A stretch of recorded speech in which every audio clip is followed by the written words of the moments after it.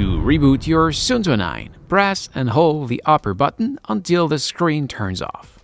It will be around 12 seconds.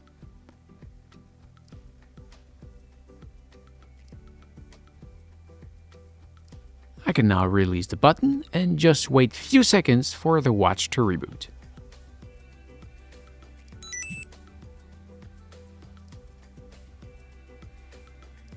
And there we are. Now, if you want to power off your watch, well, that is stupid, but the only way you have to power off your Suunto watch is just to leave it there for a few days and wait until the battery drains out. So, this is it. Thank you for watching. I hope it helps. If yes, please smash the like button. If you are planning to buy this watch, you can see my link in the description. And don't forget to subscribe to my channel so you can find me back easily next time you need help. If you want to see my other tutorial about this watch, you can see my playlist just right here. And you can also find me on my main channel just right there. Thank you for watching. Take care and see ya.